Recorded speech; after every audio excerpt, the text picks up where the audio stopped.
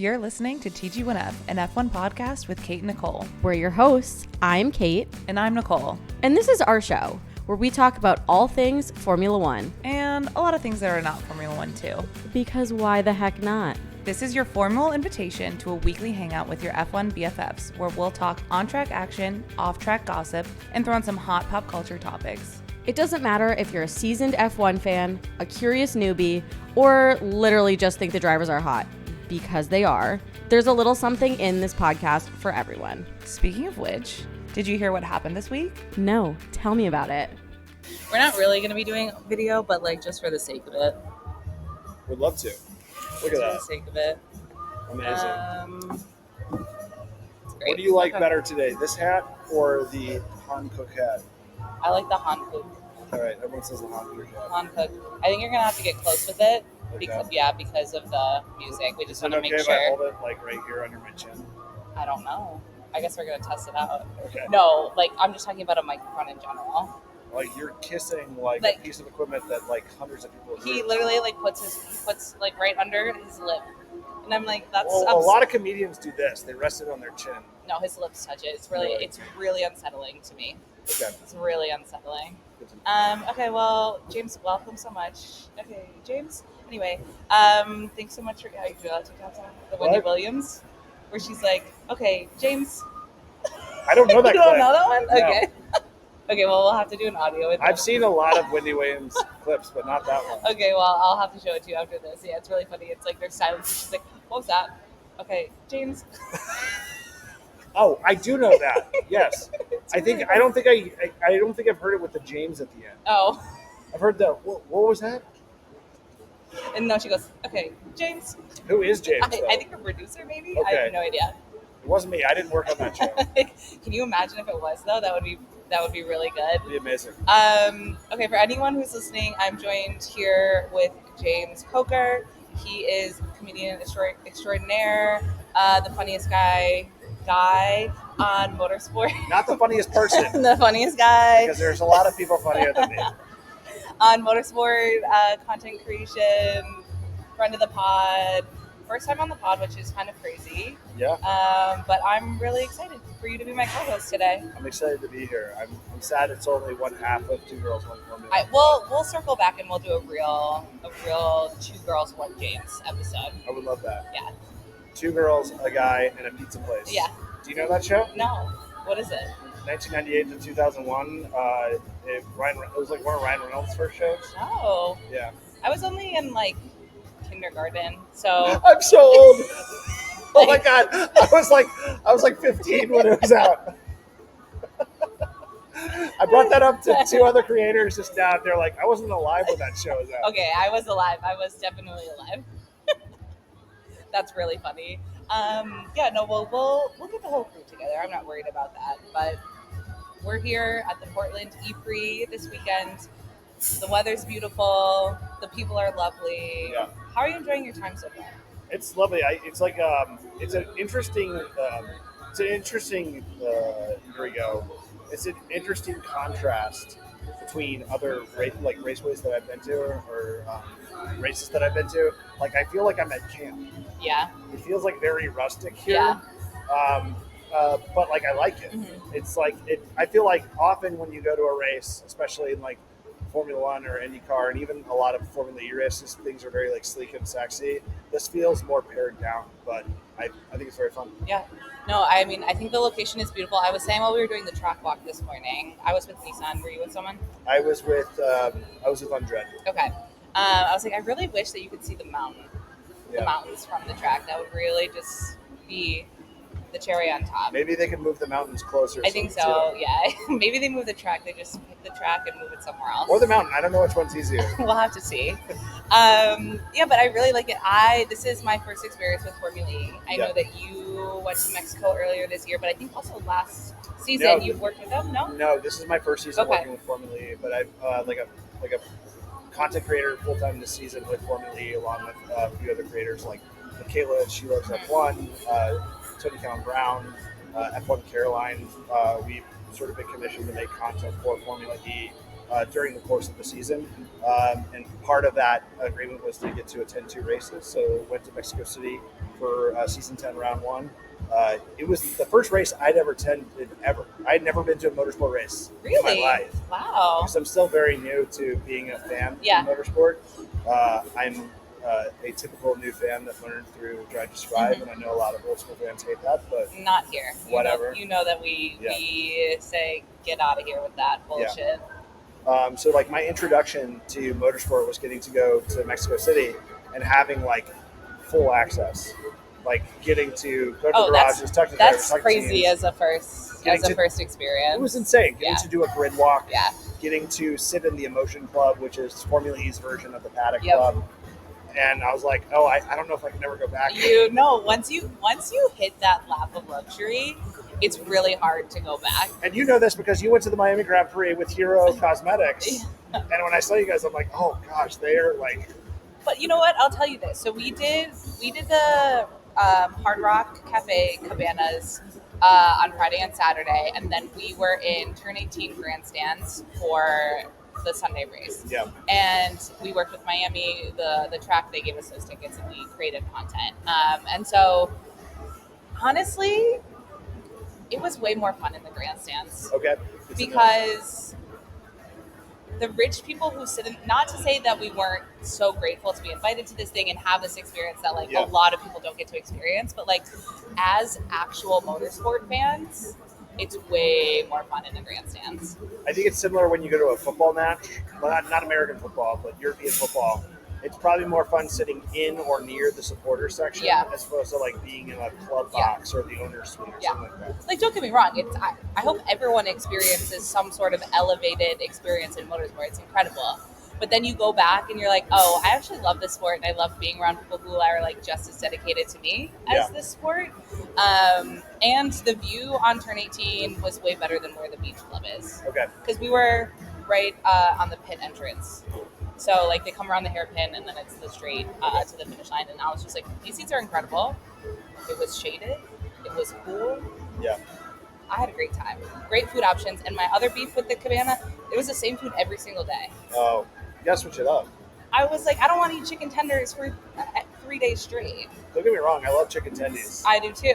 Every now and then. I don't know if I want to eat them 3 days straight. Exactly. Unless they're Raising Cane's. I don't know if you know Raising Cane's. They didn't even give us any sauce. No sauce? No. You're just raw dogging chicken tendies? Yeah. Yeah, it was really tough. So I think that if I had to write a review, I would like for them to have more food options across the day. I'm like, they have caviar or they have chicken tenders. Like, it kind of You could have dipped the chicken tender in the caviar. I was like, people are paying $300 for 6 chicken tenders. Yeah. We should probably switch it up a little bit. Are they $300 chicken tenders? Like, were they that good? No shot. No shot. Kate will disagree. She said these are the best chicken tenders she's ever had in her life. No way! And No way! I have to disagree. I was like, I don't think you've had Raising Cane's. Like, back to your point. Like, have you ever had a Raising Cane's chicken tender? Because that's the ultimate. When I die, just bury me in a vat of cane sauce. And Texas toast, baby? You kidding me? And then, like, if you're really feeling saucy, you make a little sandwich with the Texas toast. Oh. Yeah. Now you're speaking my language. Yeah, this episode is brought to you by Raising Cane's. I would die to be sponsored by Raising Cane's. What's her name? Tony Breidinger? Yes. She is sponsored by Raising Cane's. Yeah, I love that. That's such a great partnership. Yeah. It's amazing. She's like, I got Cane's. I got Victoria's Secret. I got Maybelline. She's really racking up some incredible sponsors over there. She's killing it. I feel like she's like the Lindsay Marie Brewer of like the NASCAR world. Yeah. If you had to have like 3 sponsors, if you were an athlete or just in your life, say we got sponsored, who would you want to sponsor you? Chipotle. Mm-hmm. Like, I love Chipotle as a brand so much. Like, if I could like work for any brand, like on the social team, it would be Chipotle, because I love Chipotle so much. I could eat it every day. Yeah. So what I'm hearing is that we need a Haas and James and Chipotle crossover. 100%. Yeah, I'm hearing it. I'm seeing it. It's like the, do you remember the You Score, We Score promotion last year? Yep. At the Miami Grand Prix? I don't know why they didn't bring it back. It was the best. Probably because 1 million people texted at the same time. I texted at like 10 a.m. in 1 second. And I was like, sorry, we're all done. And I was like, did anyone win? But people did, I guess. Did. You did? Because I had the text ready to go right when they crossed the finish line. And as soon as they crossed the finish line, I pressed send. Oh, I got it. I think I was just a little too slow. My trigger finger wasn't as quick as yours. I was with 5 other people, and I told them what they needed to do, and we all queued up the text. Did you all get it? We all got it. Oh, all right. Note to self: hang out with James more. So I'd say Chipotle for sure. Gatorade, exclusively lemon lime. Okay, big lemon lime guy. And last brand, I don't know. I'd have to think about that. How about you? What are your 3 brands? Whispering Angel Rosé. Oh, I love that. Whispering Oh, Angel. I know my third. My third's Patagonia Okay. because they're like an ethical company, Yeah. love their stuff. Yeah. etc. Anyway, so back to you. Your 3.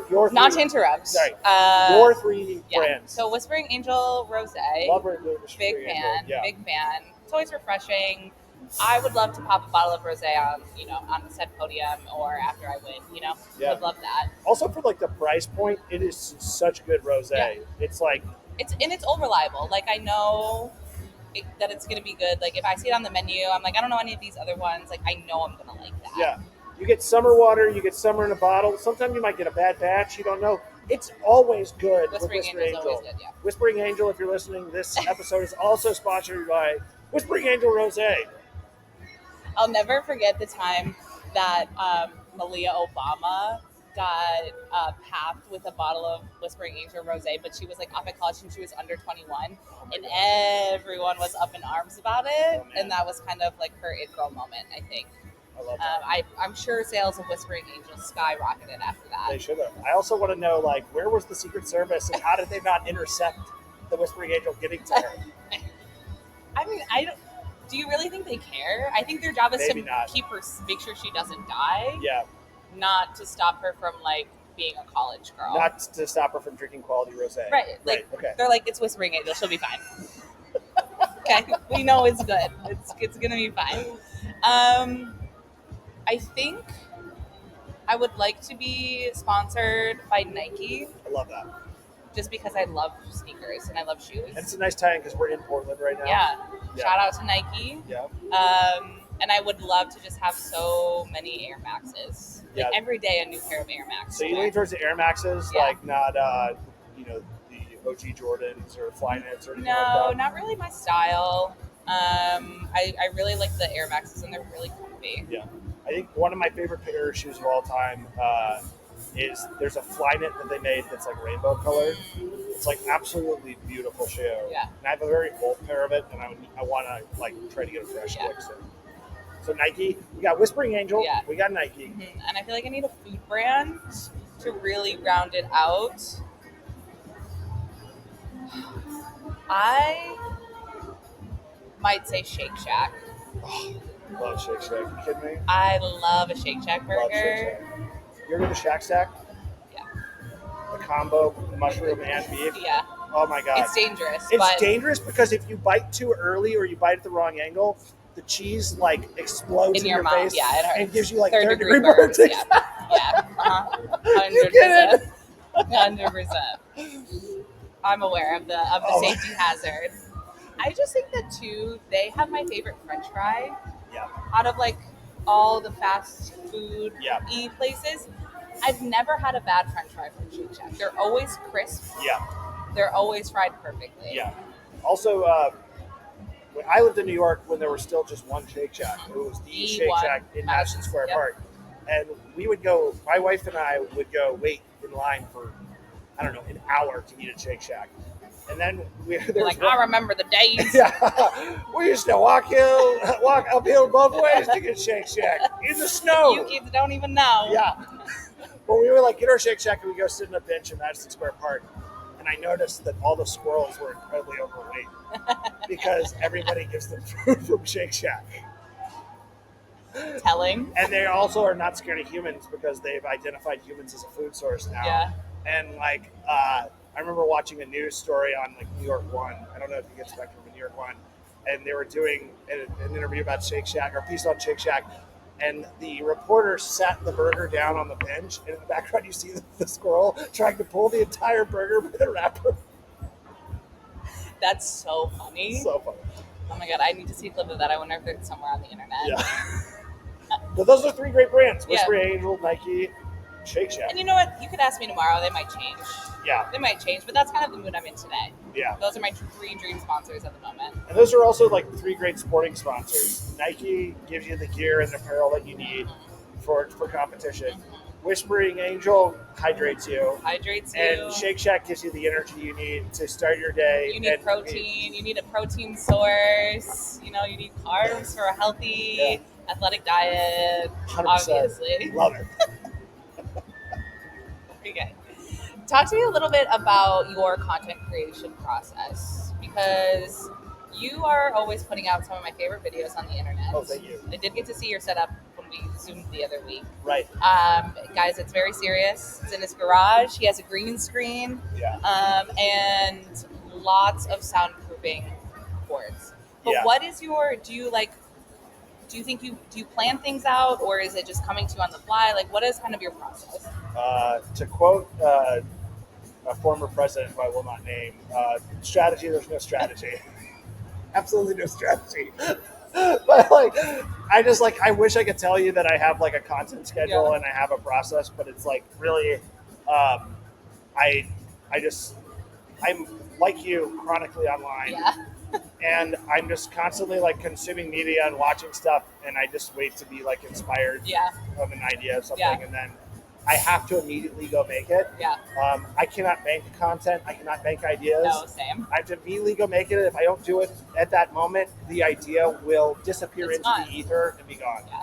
So, You know, they say ideas come to you and they want you to express it, and if you don't, then it's going to go to someone else. Right. So you really have to capitalize on that when you have the moment to be like, someone else is going to take this idea. It's like 10 years ago when I turned to my wife and I was like, there should be a Twitter, but for pictures.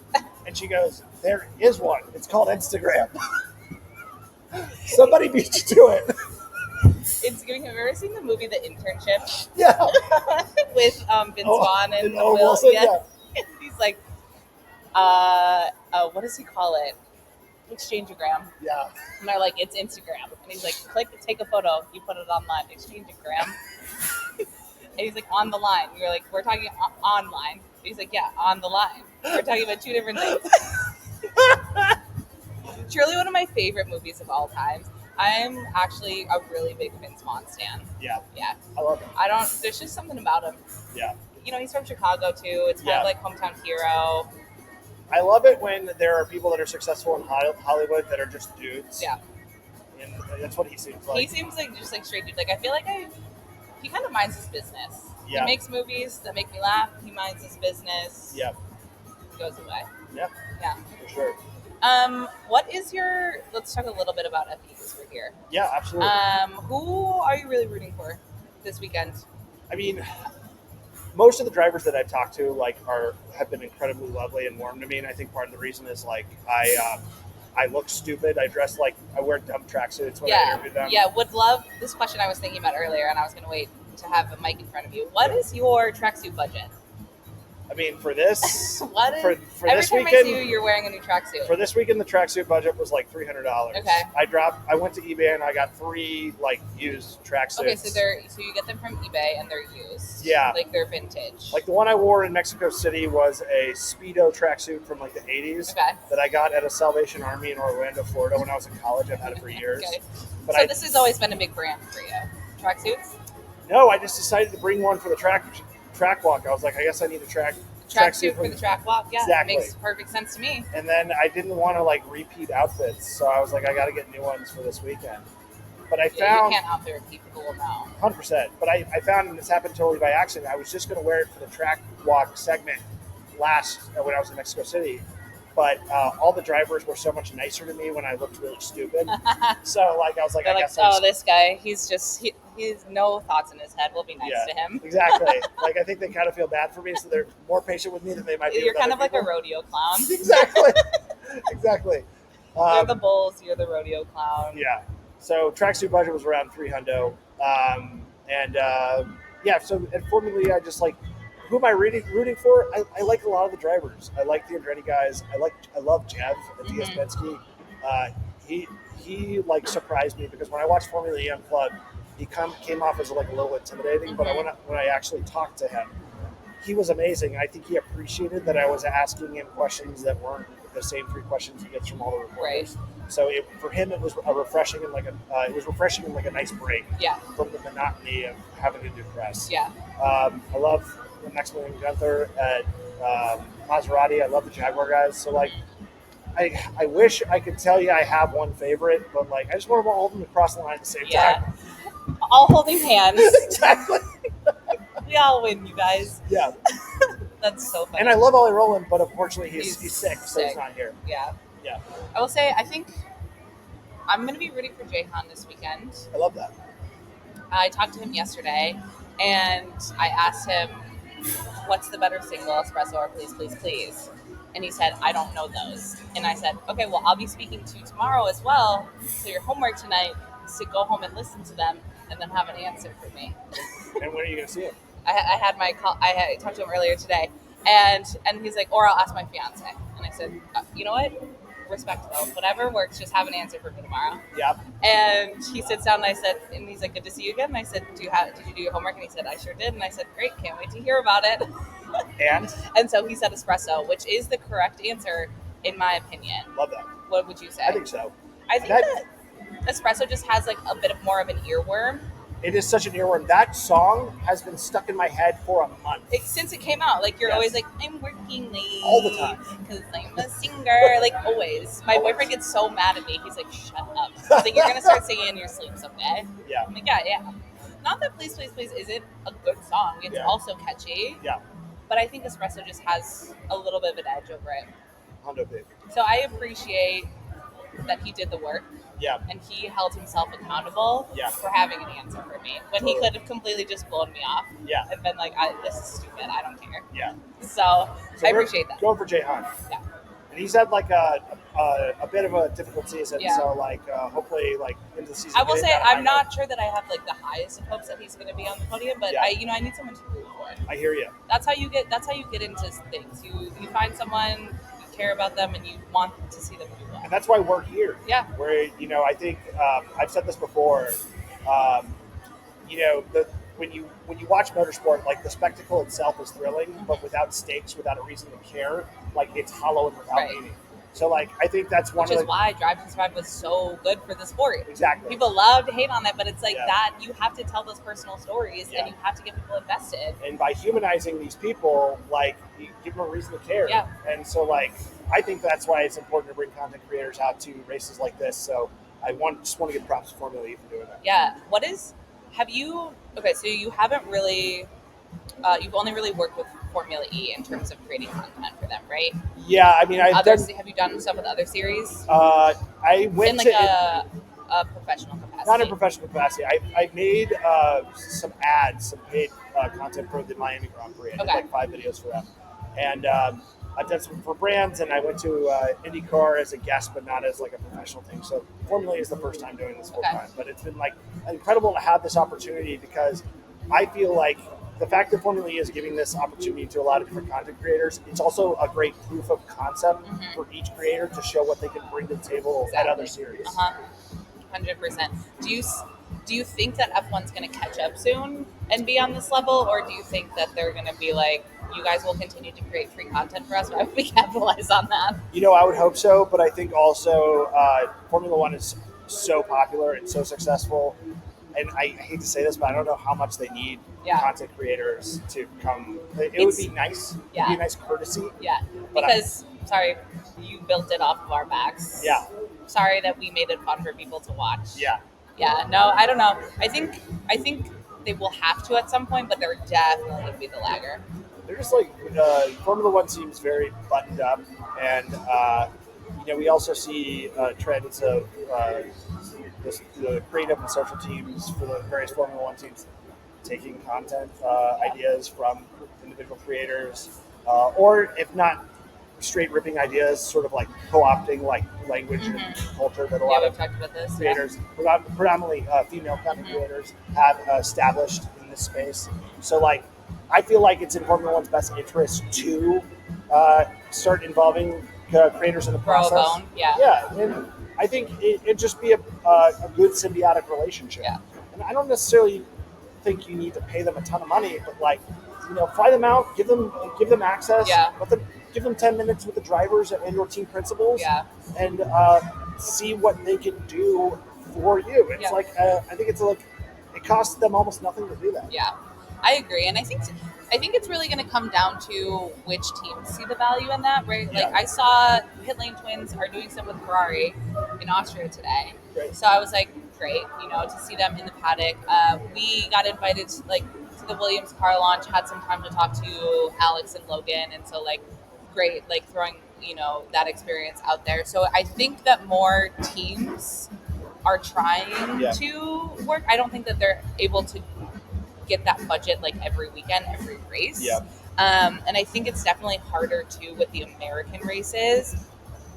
All of us want the access, and there's only so limited amount of space. Sure. So I'm curious to find out if it was hey, we're going to a race that not a lot of people are going to or want that access. Probably is going to be a little easier for them to say yes to. I would go to Montreal in a heartbeat. Yeah. Didn't we? Oh my god, Montreal is so fun. Is it? We should go next year. I would love to. It's one of my favorite races. But you all had pretty great access at Vegas last year for one of the practice sessions through Alfa Romeo now State, right? Yeah, so we were there as guests, not media. Okay. So they invited us to do a VIP guest experience, which was really incredible. Which again, we were how are we supposed to go do this anyway else at this point? And then go watch the rest from the hotel room.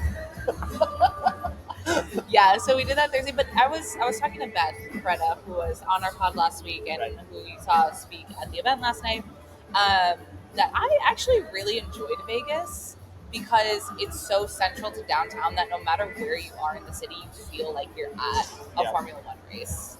And I think that is a huge differentiator between that and Miami. Yeah. That Miami's so far away from South Beach. It's going to take you an hour and a half to get there with the traffic. Right. It's so crazy, and there's nothing around. But you can pop in and out of the track at Vegas, run back to your hotel really quickly, go grab a drink, go grab something to eat if you don't want to stay there. People are crossing the bridges; they can see the track. F1 did their best to stop people from seeing it, Which but they shouldn't. I agree, but we know how they are. Yeah. And I just was we watched the race from one of the casinos, and it was so fun. Everyone was so invested. Yeah. And I was just this is how it should be. Yeah.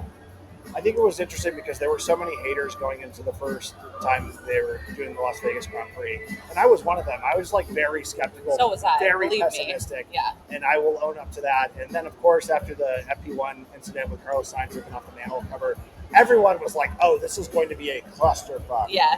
And we're so back, as the kids say. Exactly. But then the race was incredible. It was really good racing. Yeah. And I remember I was in Florida staying at my in-laws, so I think it was 1 o'clock in the morning when I stayed up till 4 a.m. watching it. Yeah. Just trying to stay awake, but it was such a good race. It was so fun. And I think that people, if you're thinking about it, even just going to Vegas for the weekend, there's so many activations. All of the hotels, all the casinos have things going on. You're really likely to go to an event where you're going to see one of the drivers. It's really fun. And I actually would prefer Vegas over Miami. Yeah. I think also it's hard with Miami, and I did do some work for the Miami Grand Prix, and it seemed like it was a great race, but Miami seems like it's in a weird limbo thing because it's not a true street circuit, but it's also not a permanent track. It's a temporary autodrome that they set up right next to Hard Rock Stadium. So I feel like in a way it's not exactly sure what it is. Yeah. Yeah. Do you have plans to go to Austin this year? I would like to, but no hard plans. No hard yet. plans yet? Yeah. Us either, but we're thinking about it. Yeah. Yeah. All right.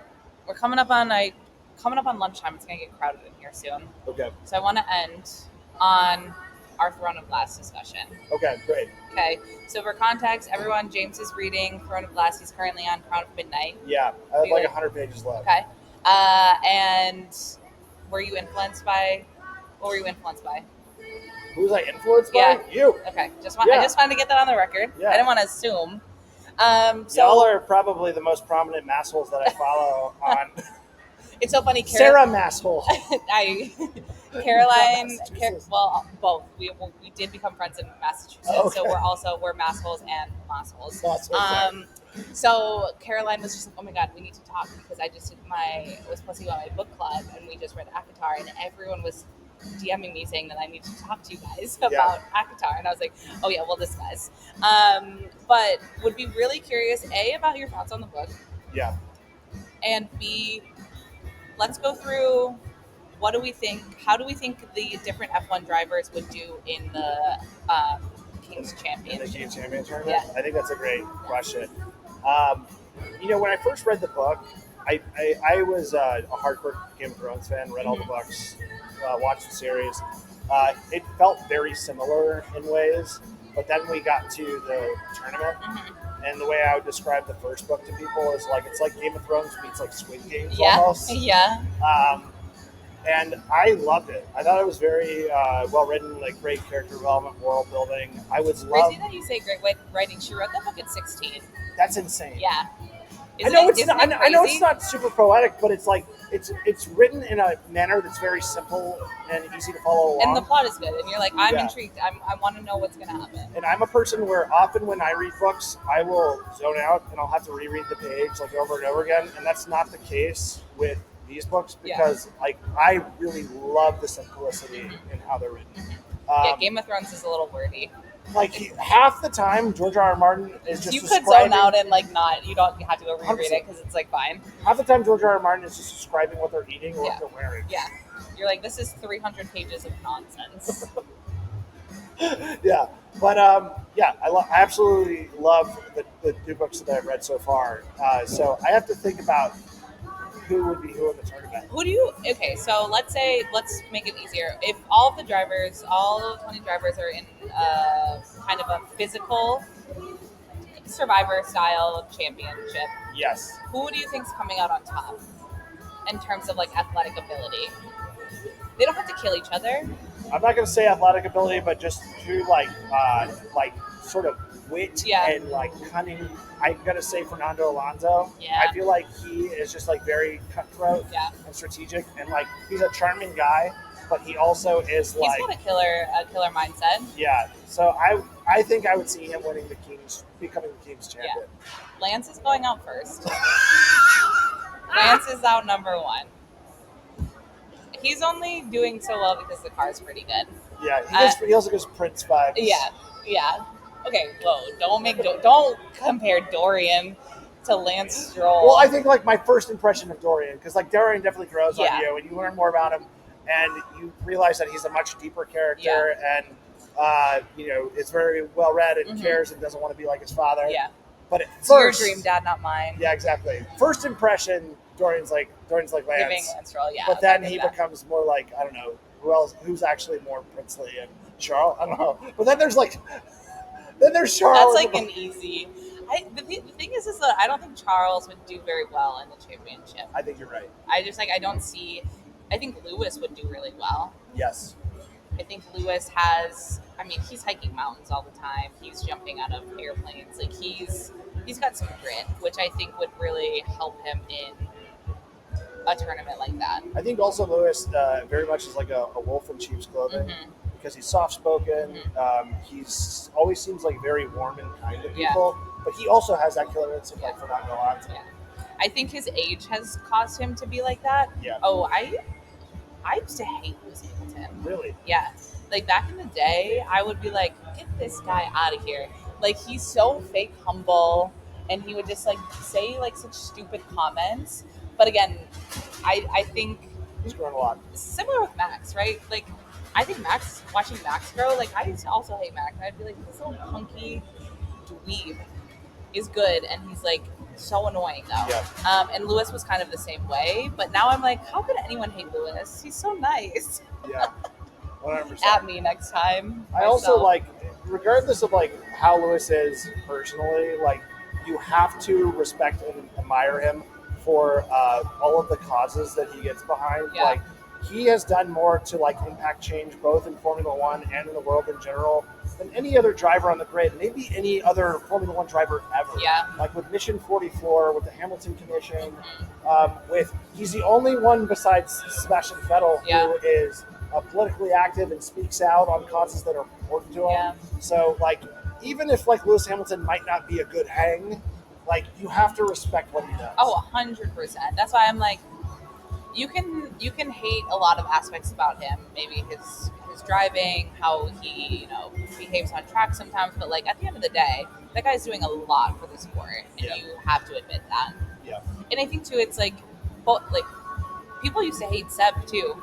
it's true. Seb used to be a little douchebag when he was He at also, Red Bull. when he was on his tear at Red Bull, he Yeah. was booed on the podium all the Yeah. time. So I think once you have your glory days, Yeah. you can come out of it on the other side Yeah. and be like humbled by it.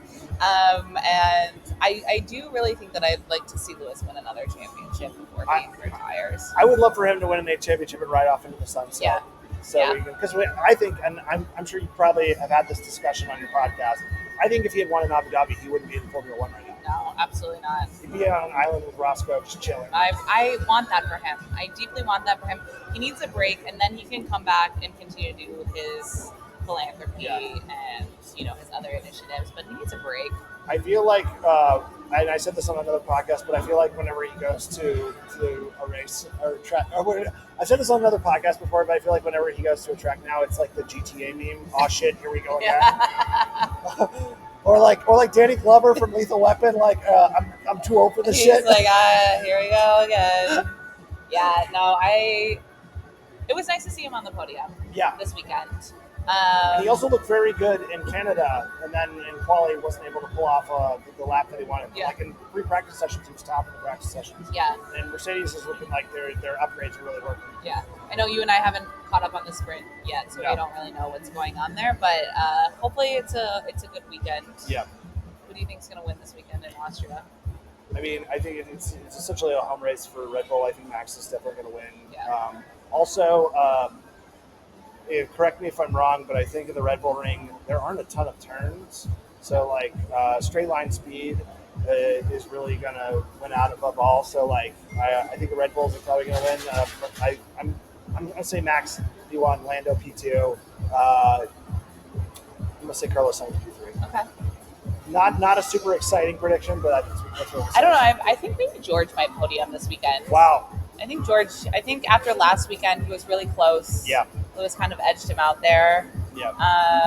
And I think he's going to come back because they brought the upgrades. Yeah. They brought the upgrades, and I think they've got some speed. So I don't know. We'll see. Before we go, can we talk about the George Russell, Mark Webber comment? Oh, about the bride? Yeah. Yeah. So for anyone who is not aware, there was a video of George Russell working out with Carmen and someone else. I think it was Carmen's brother. Okay. Yeah. I wasn't paying too close attention, but Mark Webber left a comment that said, "Can someone please help the bride out with the rowing machine?" Yes. And everyone said, "Excuse me? Yes. The bride? What do you know?" Yeah. Apparently, he tried to walk it back and say like, "Oh, bride," and like a bride is a rowing term. People were in I call bullshit. were in our DMs being like, I tried to Google rowing and bride and like I couldn't find jack shit. People are DMing you being like, I was a coxswain at Yale. That is not a rowing That's not term. a rowing term. Mark Webber, the man that you are. So a lot of people think that he might have spoiled the engagement Yeah. to the public. So they might be secretly engaged and just haven't made it Yeah. official yet or Yeah. available to the public. Some people were like, oh, maybe he meant bird as a very like Australian kind of terminology. Like- the bird, like, oh, help the bird with A the word jumble or something yeah, like that. I don't know.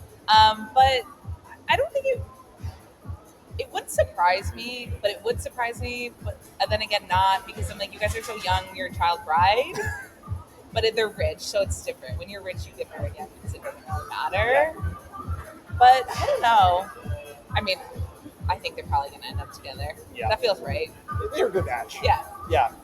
They also, like, the way they dress and also just the way they look like a rich couple from the 70s. Yeah. They look like they time traveled. Carmen's hair is always so phenomenal. Yeah. Like, she's been teaching George how to do his hair. Yeah. They're probably using the same products. Yeah. He's probably got a Dyson Airwrap that he uses.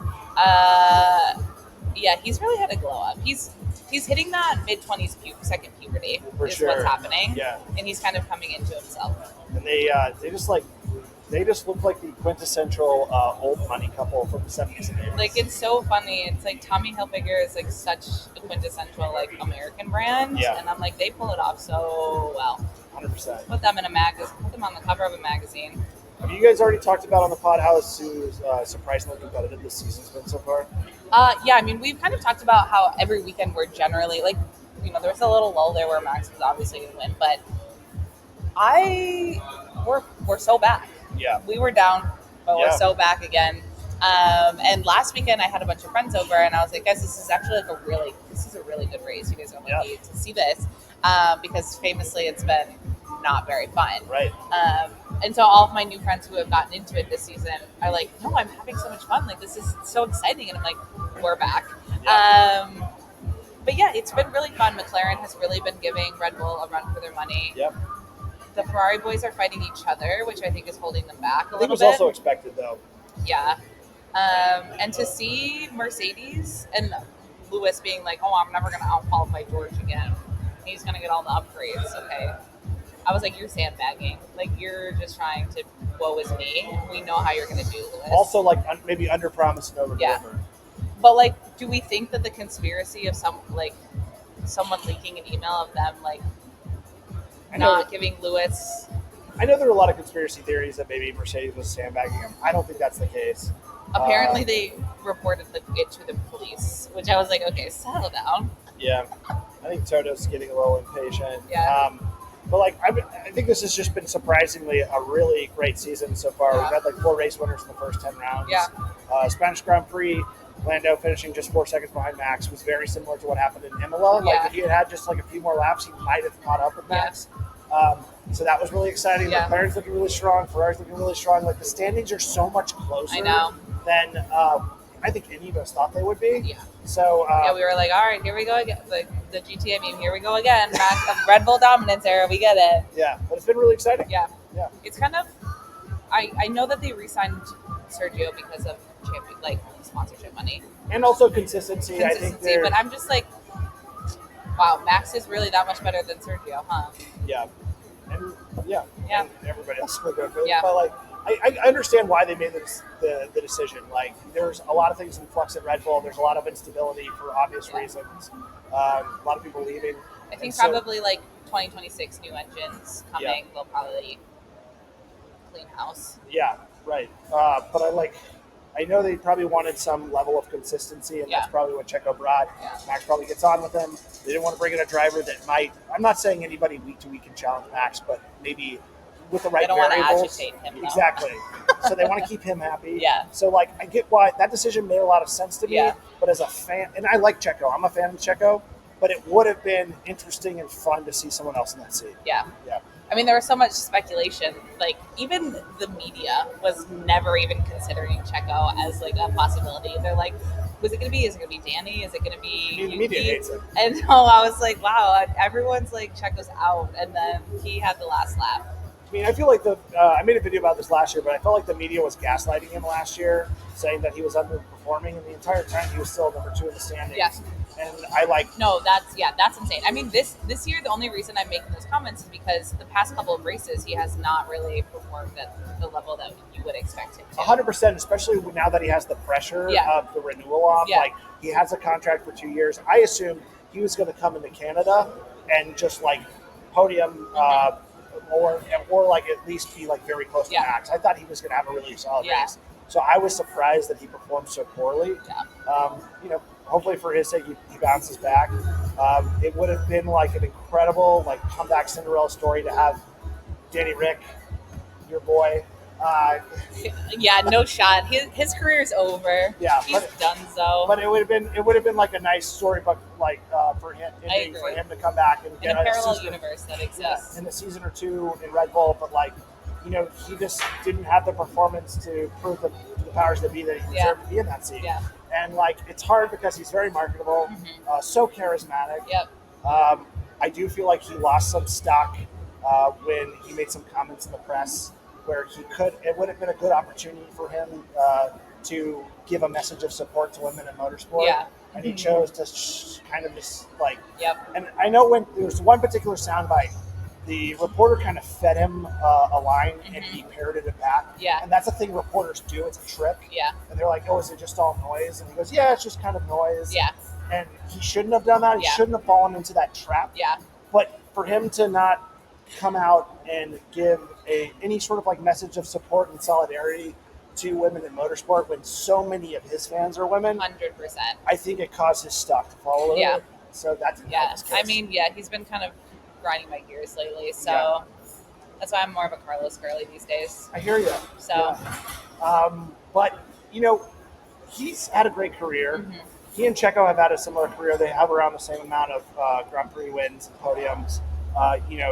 Danny Rick, 8-time Grand Prix winner. That's nothing to turn your nose over. That. Very impressive. Don't get me wrong. I still love him. Yeah. I still see videos of him, and I'm like, he's pulling me back in. But yeah, sometimes his behavior, I'm just like, oh, I hear you. God. But I don't know. I would love to see him do a pun intended victory lap in like NASCAR and IndyCar. I think he'd be amazing in either of those series. I agree. Yeah. I think he needs to go have a little fun in another series and work on his other projects, like his TV show and his merch line and all that other stuff. So for sure, he'll be fine. I'm not worried about him, but I'll miss him when he's gone. Yeah, he was my OG. For sure, he was my OG. Shout out to the Ricard host. Actually, it's kind of a lie. My OG was actually Stockholm. No. Yeah. Before I really got into the sport, my ex-boyfriend made me watch this little docuseries they did on Amazon Prime. It was like McLaren, and it was Stoffel and Alonso at the time. Oh my God. And I was like, who is that? He's so Does he handsome. know that? No. Oh my God, that would have been such a good segment. I know. We were talking to him yesterday, and I was like, I'm too embarrassed to say that. Oh, you should have done it. It would have been the best. He would have loved it too. I was like, oh, okay, I see this sport. I get it. Yeah. And then as I started to watch more, Danny Rick kind of came out of the woodwork for me, and I was like, that's him. Who is she? Yeah, I was like, that's my man. That's him, actually. But yeah, fun fact, it was Stoffel. That's why he was first on my list to interview. It's like, this is your man. I'm going to stand by him. Look at the screen. That's your man? That's fine. Literally, that's me. Every week, I'm fighting for my life. People are like, girl, you're still supporting Danny? And I'm like, leave me alone. Loyal. I'm loyal. I hope at the very least, I hope he gets to finish out the season and has some strong performances in the table and on a high note. Yeah. And on that note, it's filling up in here pretty quickly. Yeah. So let's wrap this up. Let's do it. Thank you, James, for joining. Thank you. And we'll see you again on the pod soon enough. This was such a pleasure. This was. I love you guys so much. Like, you guys are so funny, and I feel like y'all were one of the first Formula One content creators that I connected with when I started doing this about a year ago, and I feel like we're on the same wavelength. Yeah, when it comes to 100%. Stuff, so, yeah. We'll take any opportunity to talk to y'all whenever. Amazing. Well, this is our first race together, but I'm sure it won't be our last. Let's hope so. So until then, we'll see you guys on the internet. Bye. Bye. Thanks so much for listening to this episode of TG1F, an F1 podcast with Kate and Nicole. If you like what you heard, don't miss out on the fun between episodes. Keep up with the chaos on Instagram at 2 Girls 1 Formula. That's spelled out TWO Girls numerical 1 Formula. And check out our website, 2girls1formula.com, to shop cute fan-made F1 merch. See you next week. But like we said, in the meantime, we'll see you on the internet.